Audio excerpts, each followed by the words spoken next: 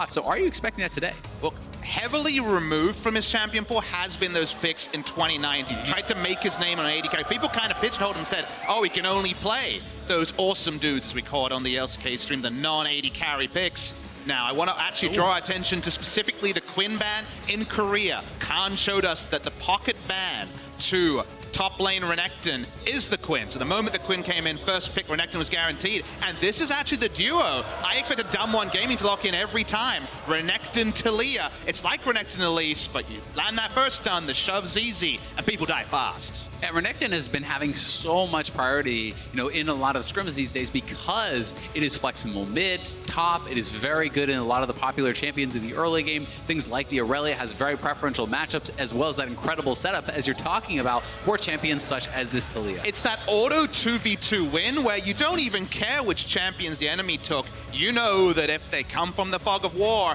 and one stun, you should say, leads to another, someone's dead. So it's very powerful in such a 2v2-centric meta. Rolling through the picks here, things seem pretty clear, but actually the Leona is not actually a response to a Rakan in this particular game. A response to the Nautilus in that bottom lane. Alongside that, G2 very quickly pigeonholing themselves into a traditional AD carry. Perkz, one of the players that really started bringing mages in the bottom lane onto the world stage. Well, in game one, he's going to be on that Kai'Sa.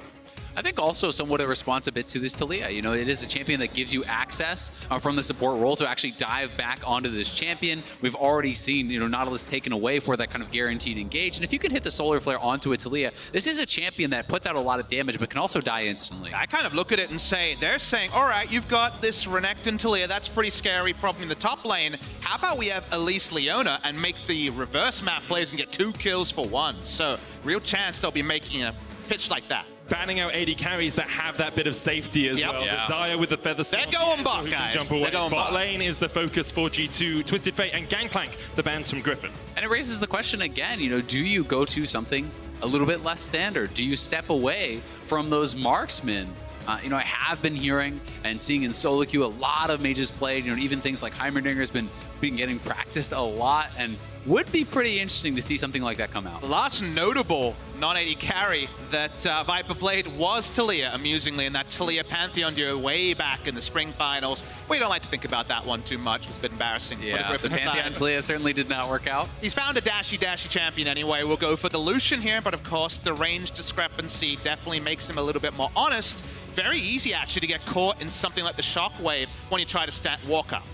Yeah, and certainly some of these kind of lane-dominant Lucian lanes in the LCK hadn't always been as effective because the LCK kind of played it slower. They weren't always snowballing, always pushing the advantages, and tended to get outscaled and outperformed by some of these later game champions, such as the Kai'Sa.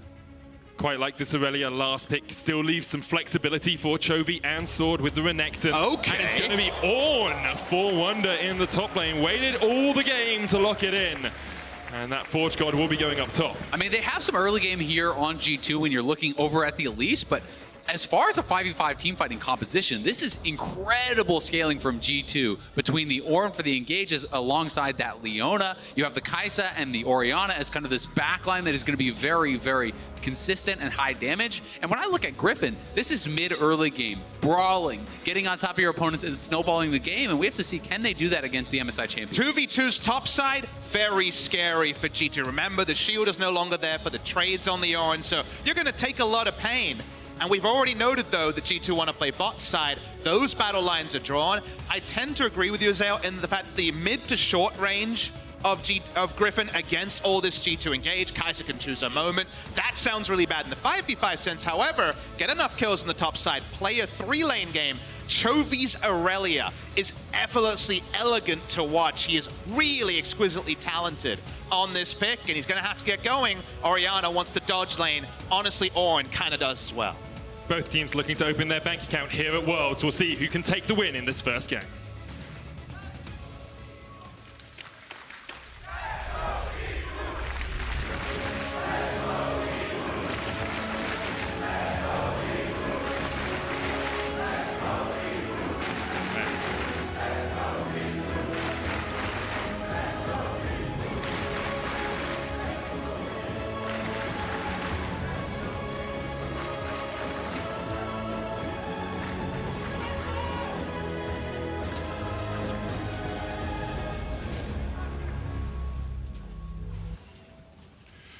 And on to Summoner's Rift we make our way. Griffin, a team usually slower, one of the lowest combined kills a minute in the LCK at 0.57, playing against the team that revolutionized early pressure, early fights, lots of actions across the Rift. And I think we would both, well, I would say here, seeing G2 on a slower composition is surprising. Yeah, the battle lines have been drawn just kind of like our previous game, guys. When it comes to timers here, not quite as tight for Griffin because their side lane play can get them a lot of advantage, not a Rumble outscale scenario. However, very much looking for them to make those first moves. And it's been a meta at Worlds that has been defined by the scaling team getting their time and getting through rather than the early aggression being as prioritized in the winning teams. And I think that these kinds of games are so interesting for me because it can kind of establish going forward. Is we look back at sometimes the previous metas and people in the Ardent Censor day, for example, we had all these scaling bot lanes and people said, no, you can't play aggressive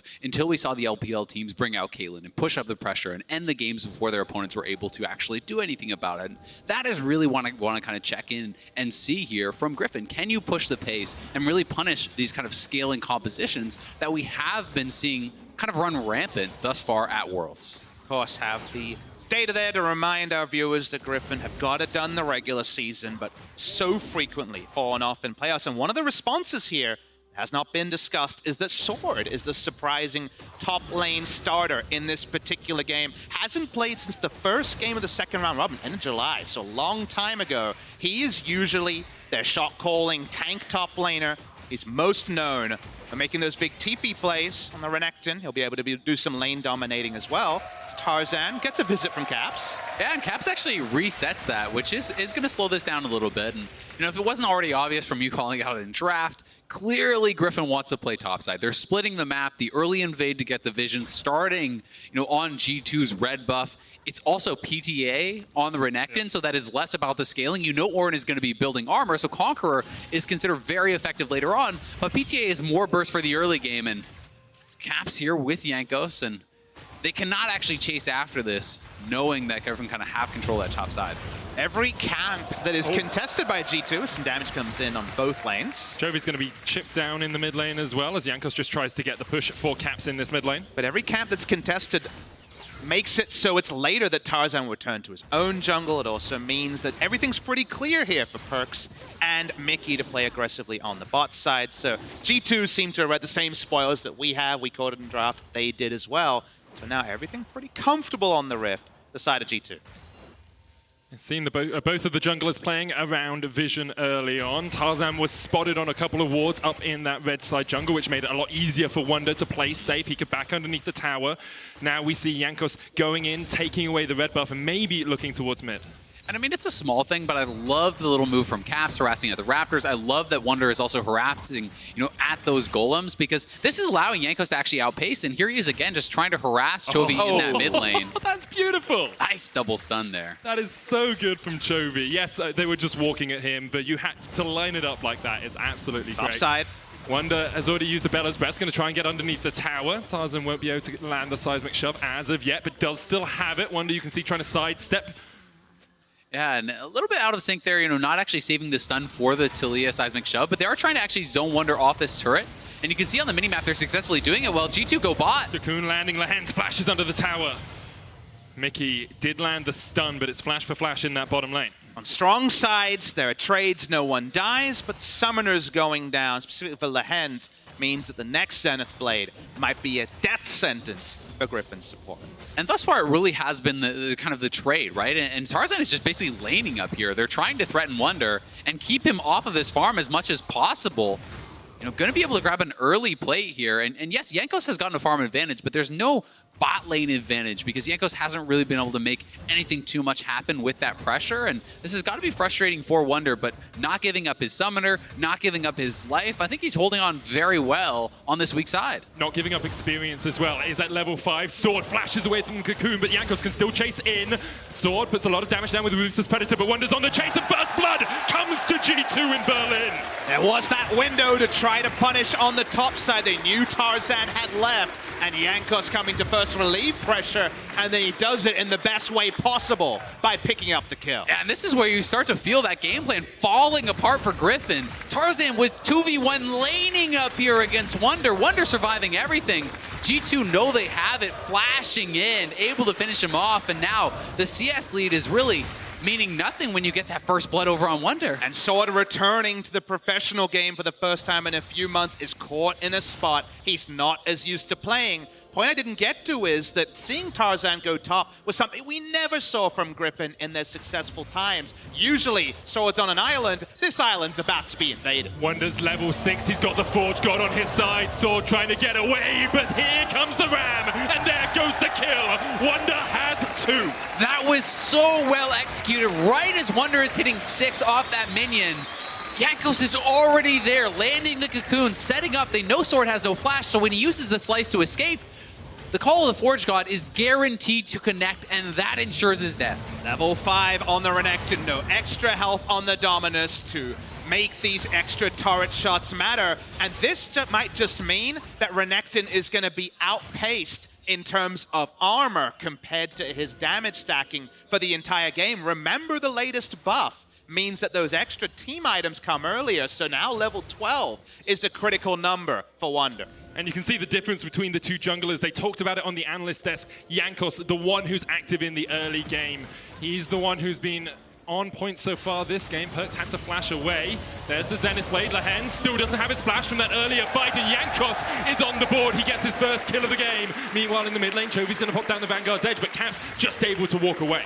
Yeah, he has the support from the rest of his squad, so it's not a play that Chovy can continue the chase on. And G2, another unanswered kill there. And you talked about the armor. Also, again, remember, this is press the attack Renekton. This is not the Conqueror to help actually deal with that additional armor that's going to be built up. And G2 is just handling this early game masterfully. We are definitely seeing the Griffin teething problems they've had since summer. Moment Perkz flashes out. There's plenty of people to come in and pick up the kill here. But the lack of synergy with Tarzan from his lanes, when Sword used to be the standard top lane, they go mid and transfer that lead. Here's Tarzan. This is dangerous for Wonder. He's already gone into the fight, has no flash. He's just trying to get underneath the tower. Sword should be able to take this one. It's actually the shutdown going over to Tarzan. 4th, 5th time's the charm. Finally get that kill up top, but is it already too late to get the sort of split map advantages that they were looking for? It's so atypical for Tarzan to put 4 or 5 ganks into Sword, but they're trying to roll with the times. Feels like G2 is still in control. Still pretty big kill there on the Wonder. Had no vision on that top side. You can see all the wards from Griffin, so being that far up is always risky. He does get punished, and you have to remember, this is a death without TP, and those are always going to hurt you a lot more. This is going to be, multiple waves actually denied to the turret, another turret blade going the way of Sword. So while the early game certainly has gone bad for Griffin, this is doing some triage. But the issue is, it's Ornn, right? And he did lose his laning shield to take great trades at all times, but he's still a pretty low econ top laner that's about giving gold to your allies from level 13 onwards with those free items. So that issue is the 2 kills make up for 20 CS advantage. Renekton didn't pick up the kill. Renekton is not going to be a damage threat onto Ornn most likely at any point in this game, and then Ornn starts setting him up for the team to smack him down. You've got Ornn in a position where he can survive this lane now. That's the important thing for Wonder in the top lane. Yes, he'll be behind in CS. Yes, he may get pressured under his tower, but it opens up Jankos to play into other lanes instead of having to focus on top. Exactly. It was never about just having a little bit of pressure on him. It was about destroying him. It was about killing him so many times that the Renekton is running over the game, and certainly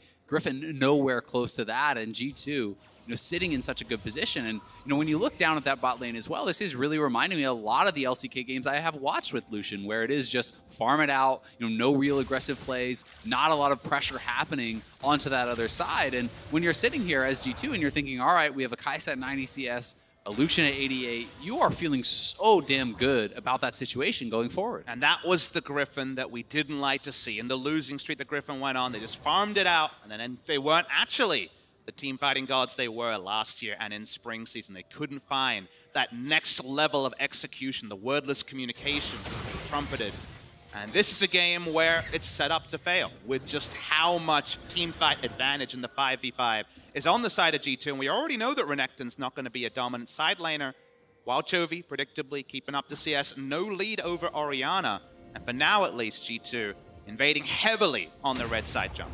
Griffin are the first team to go for the swap up towards the top side. Wonder's going to try and clear out the wave with the Call of the Forge God. Swords had to retreat beneath his bottom lane tower, and G2 looking just to chip away at this one. But you can see Griffin getting the Rift Herald on top side. Tarzan has the number on his opposite man. In fact, he knows Jankos is down towards bot. Flawless Duet is going to land in the mid lane. The shockwave from Caps really doesn't do too much. Doesn't even have a completed item yet. Here goes Chovy, lands the Vanguard's edge as Caps flashes away, and Chovy on Irelia. You said it, Papa. That was beautiful.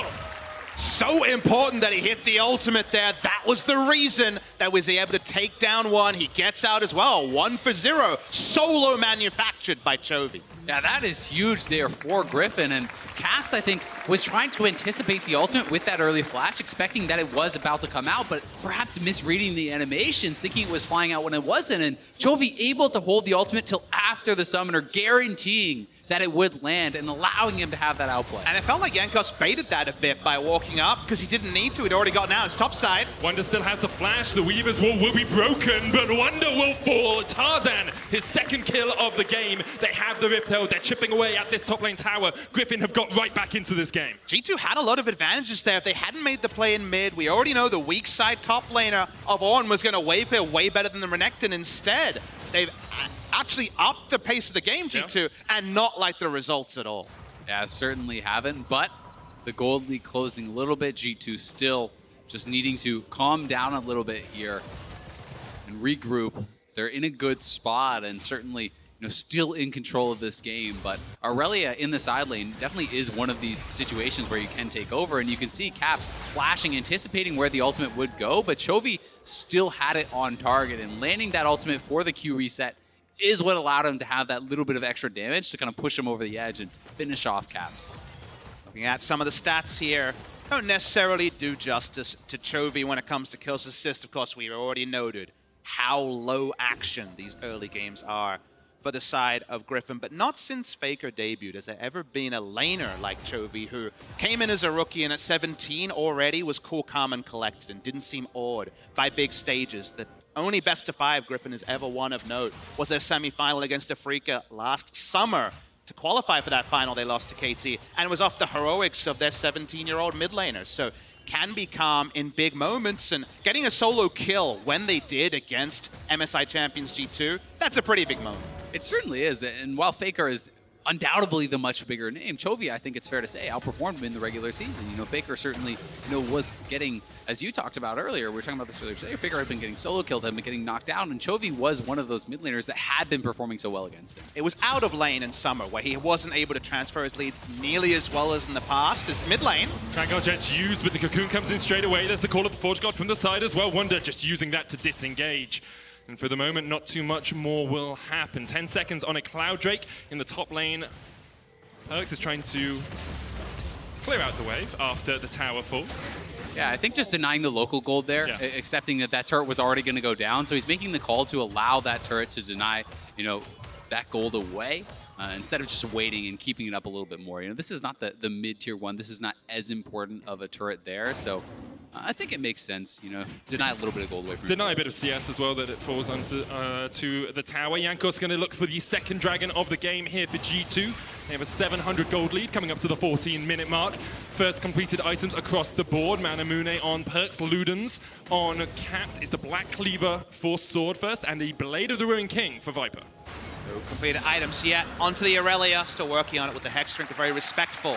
The pressure that Elise can put down, but G2 had that control of the bot side. They've owned the red side jungle of Griffin for a lot of this game, ever since it was, of course, the vertical jungling set up by that late invade by Tarzan, taking the enemy red from the start. And we pull back and say the G2 have definitely picked up the turret plate lead. They've got the 1200 gold lead, and we're not even to level 12, where the invisible lead of the Ornn items and already the scaling lead we've gone over multiple times kick into full effect. You can see, though, Wonder is falling behind just a little bit in terms of experience. He's a level behind Sword, has been spending a lot of time just hanging around mid, only getting a third of the XP perhaps that he usually would. He'll catch this bottom wave, but with the Rift Herald pushing in, he might not be able to stay there for too long. Yeah, and that's kind of the question, right? We have been seeing Griffin continuously pressure him. He died up on the top side. Talia, constantly pressuring throughout the game. And Griffin even, looking to potentially set up an angle here for that Talia ultimate if he were to overstep. They are roaming down Lehans, but This is going to be called off, I believe, as G2 starts to move down to protect their top laner. Griffin have to be careful here. Notice that there's no teleport on Chovy, and he went topside mid lane. Solar Flare coming down. Hands is just deleted.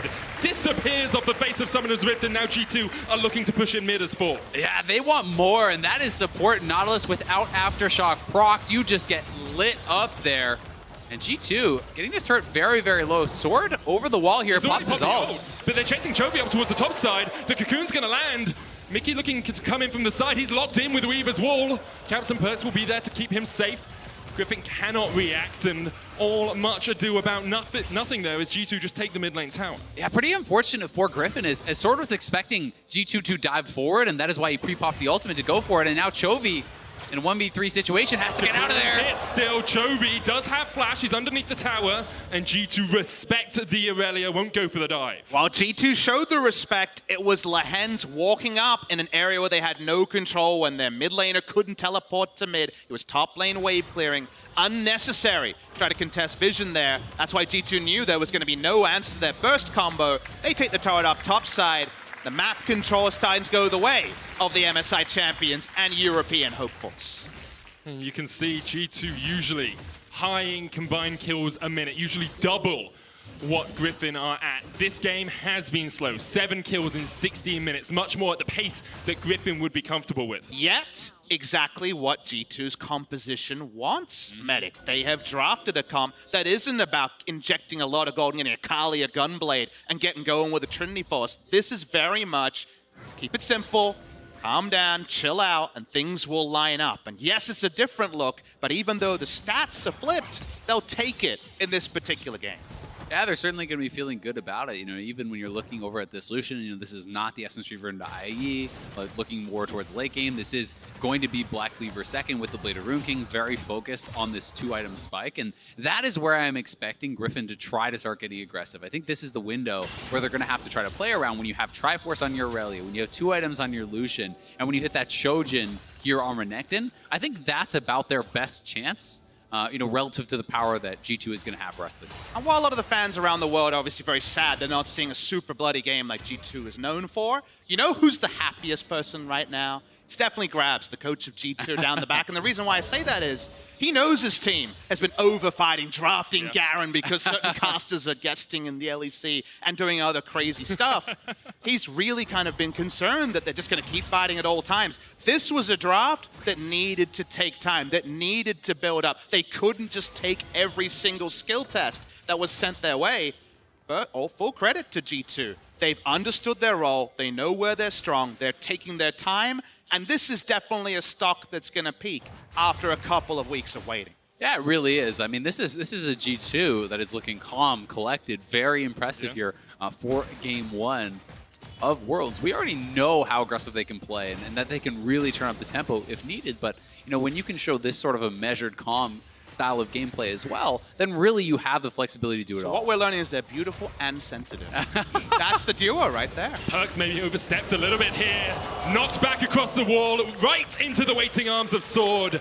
And we've been bigging up G2, we've been talking about how they're patient, but Griffin aren't exactly the same right now. They're not overforcing, they're finding picks where they can. First time that they've tried to push too far and been punished, so nicely done by Griffin. What can they turn it into? Mountain Drake spawning in 5 seconds. Remember, Perks has no TP.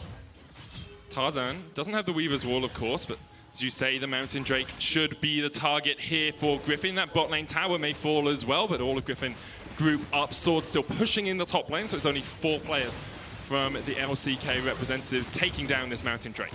Yeah, you can see pings over to that Griffin blue buff, so G2 never intending to actually challenge here with Perks going down. They will just steal away this blue buff here for Caps and accept that small loss after what was a beautiful Weaver's Wall from Tarzan to kind of just scoop Perks into the opposing team. And you know, he is spotted out on this ward. He is very deep going for this and just kind of gets booped over the wall right into the arms of Sword. And it actually went, as you say, over the fattest part of the wall into the blue buff. That was unlikely. He was like 0.1 Teemos away from actually being over the halfway point and making it out scot-free. Yeah, he certainly was. But I do like the restraint from Perks. Once you get knocked over, hold on to the summoners, right? I think that you are pretty doomed in that situation. So holding on to the summoners, holding on to the ultimate, it is 1 kill. It is the Mountain Dragon. broken, but not the end of the world here for G2. And Orin already having upgraded his first item.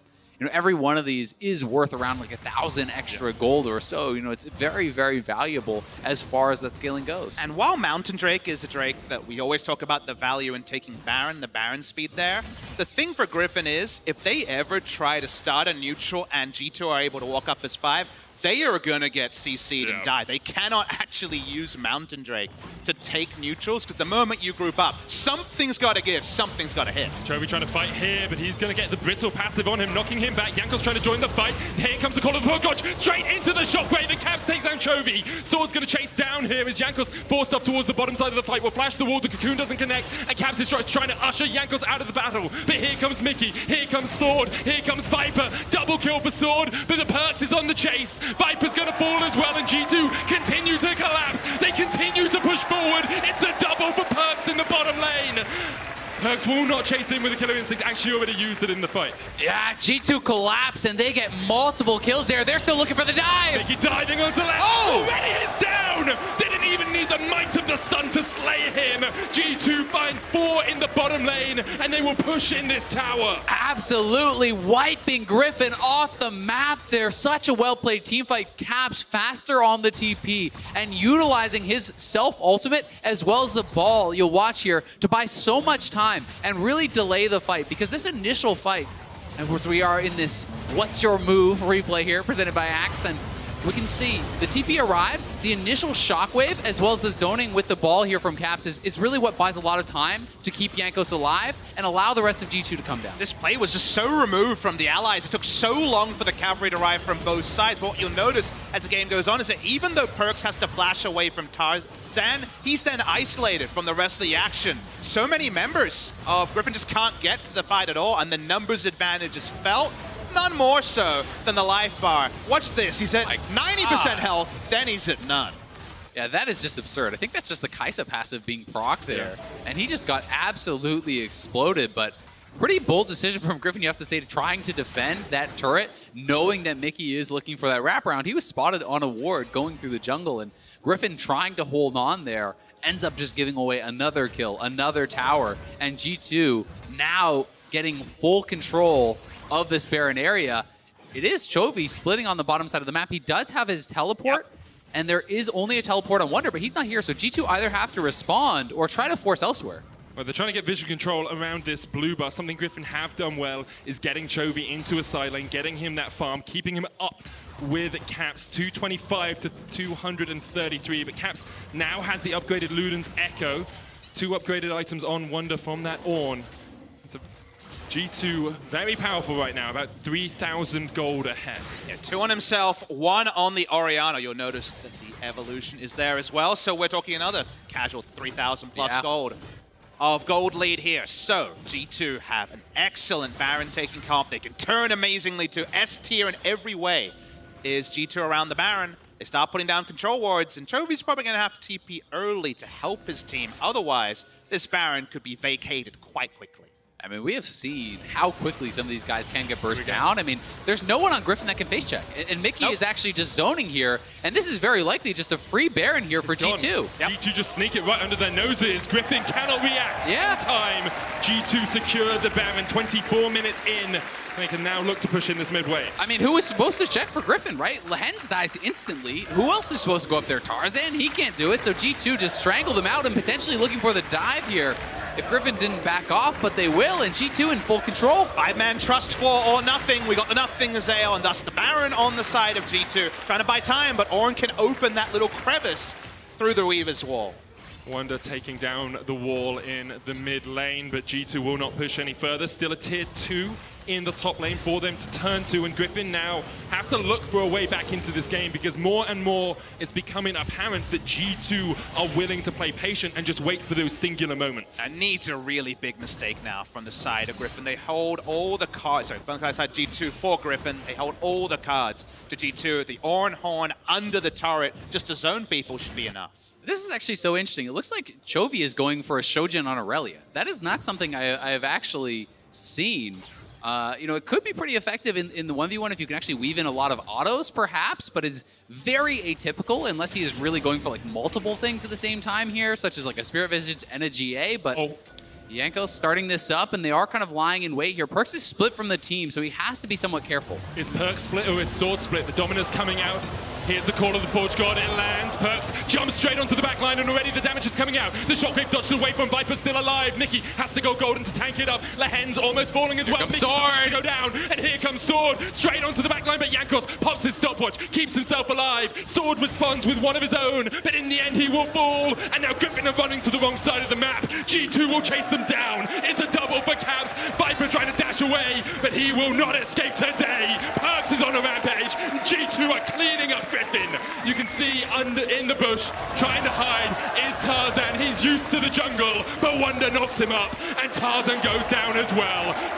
4-1 in favor of the LEC champions. A fool's errand to try to answer G2's team fights at this point in the game. The champions did all the talking. They can stop a minion wave. Actually needs another minion wave, Caps, to break the base here, but they've definitely broken the hearts of Griffin. They certainly have, but you have to give some credit to Griffin for trying and not just allowing this game to be bled out. But G2 certainly more than ready to answer that. The engage really being shown off here between Mickey and Wonder. As they go through that corridor, Griffin just got torn apart. Honestly, the pick ban in hindsight tore them apart as well, because against a team that doesn't do too much in the early game, why not just take the free out scale? It's not the G2 standard way, but it's a very smart way. It's how they usually play. Here's the call to Forge God.